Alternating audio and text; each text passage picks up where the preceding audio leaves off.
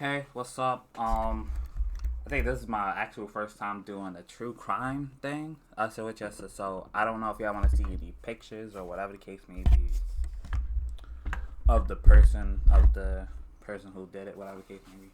So this was the first one that I got asked to do. So basically, it's like Ohio woman fatally stabbed mother over college suspension and is sentenced to 15 years to life. Obviously, as you see here, it says Sidney Powell hit her mother, Brittany Powell, with an iron skillet in 2020 before stabbing her nearly 30 times in the neck, prosecutor said. University of Mount Union officials were on the phone with the victim when the fatal attack occurred. So basically, a little bit before that, it just as I was looking at least a little bit into it. So she was a good student in high school. Well, a great student. Her GPA in high school was a 3.8. Obviously, as soon as she got into college, she got a scholarship to Mount Union. I think she graduated from St. Vincent's High School. So I'm not sure if it's like St. Vincent St. Mary's. I'm not too sure on that. But they said that she graduated from St. Vincent High School. Which y'all says, I'm guessing after the fact that she graduated high school, she went to college, realizing that college was just a whole bunch harder, a lot harder than it is in high school, and what y'all says, and I guess they give you an academic probation. I believe that's what it's called when you sit up there and you fail, and what y'all says, I guess your GPA isn't high enough. So I'm guessing they give you about like a year to 2 years basically of college, like for you to try to get it up, whatever the case may be. And unfortunately, due to that happening, which y'all says, I guess led to the situation of her having her college suspension. As well as her, I think, lying to her parents, saying that she was doing good, but she wasn't doing good. So that's a thing there too. So I'm gonna sit up there. I'm gonna read it. I'm gonna give off my my stuff at the time. That's what like I said, it's 2020. So even though like on the bottom it says she's 23, I think at the time she was 20, if I'm not mistaken. Because obviously you graduate high school 18, probably 19 years old. So she had to be either 19 or 20 around that time. So So an Ohio woman has been kicked out of college and flew into a murderous rage when her mother found out that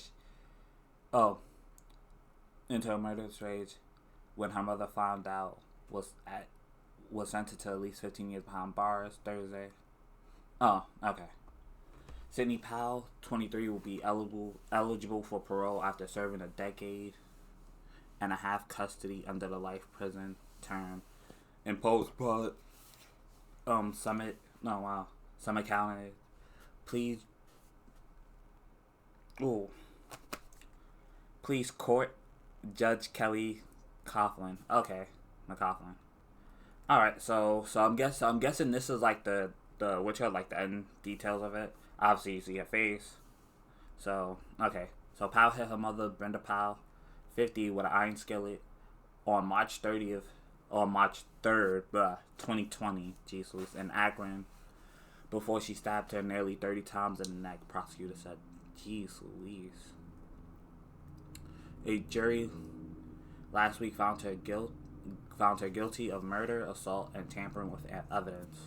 Okay, so at least for that part, I'm guessing that the school must have called the police to check on what was happening, obviously, after they heard the yells, and obviously they came over, and obviously happened what happened. Okay. She has been suspended by the University of Mount Union for poor grades, and the school officials on the phone with Brenda Powell when a fatal attack occurred. School officials called Akron police when they heard screaming on the other end of the line. The phone cut off at some point after. I would say somewhere in the neighborhood between 6 or 7 of those studs.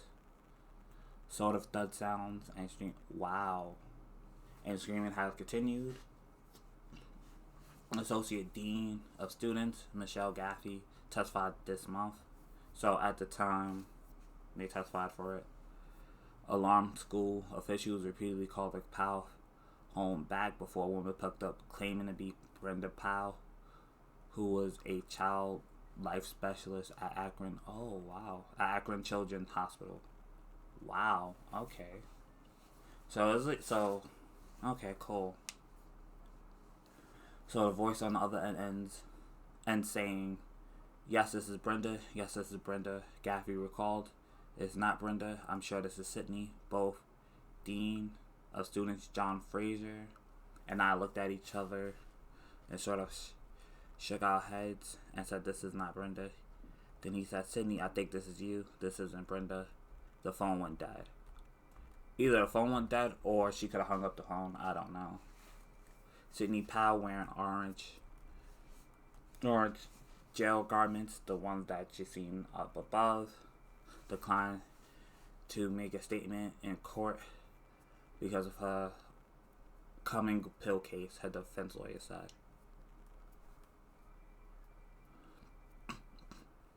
She said yes in a soft voice when McLaughlin, the judge, asked whether she would have the court appoint an attorney to represent her for the appeal.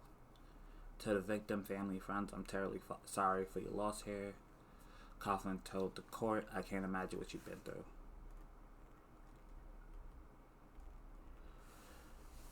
Powell shackled to the waist, cried as she let out of court. So basically, in other words, her mother, which I said. So when you do get suspended from college, they let, which I said, you have to sign a paper basically saying that that you got suspended, whatever the case may be, as well as they let your parents know, or if they feel like that you legally, obviously because you're an adult at college, or if they feel like, okay, you just tell your parents that whatever. Obviously, I don't think that she, to me per se, I don't think that she ever told her parents that she was suspended. So I'm assuming at some point in time before all this even happened, they let her know, which I says she probably was stalling, hoping that her parents wouldn't know. And once her parents found out, which I says this says her mother, but I know I was reading stuff from earlier, basically saying her father knew too. So I'm guessing that she must have talked to her father, and her father was like, "Okay, cool, whatever." And they probably talked to the mother, and something must have happened, some argument must have happened, whatever the case may be. And this is how it ended, unfortunately. I'm sorry for sorry for the family to actually have to deal with that. If I do see anything anything more on it, whatever the case may be, I was gonna say, obviously you see up here it says they overturned it, but I don't see much of them overturning it, necessarily. They don't really get into it really that, that much. So yeah. They was also from what I heard is that that they believe that she was that she had some type of depression, that she had a psychotic breakdown, which can happen for people that, like I said, that go through the trauma of feeling like they failed in life. I'm not too sure. I don't know. Not necessarily saying it's to defend her or to defend the thing that she has done too. I said with justice. I think because you see stuff like this happening from time to time, where obviously the parents, the parents may get rough, which y'all may be not rough, but necessarily strict on her when it comes to school and whatever the case may be, and then some kids aren't really like that either, so they don't really like that. Or I guess like in this case where she could have already had that, like whichever way, she could have had like moments of depression because she was failing from school, and maybe it was a lot of pressure on her just for her just to go straight to college and stuff like that. Who knows? But if she does have any illness or whatever the case may be, hopefully they do realize that. Hopefully she does get the perfect hopefully she ain't just sitting in jail and nobody's really like giving her putting her in a psych ward or whatever the case may be for it. Like I said, I don't know per se. Like I said, I just I just looked this up at least a little bit.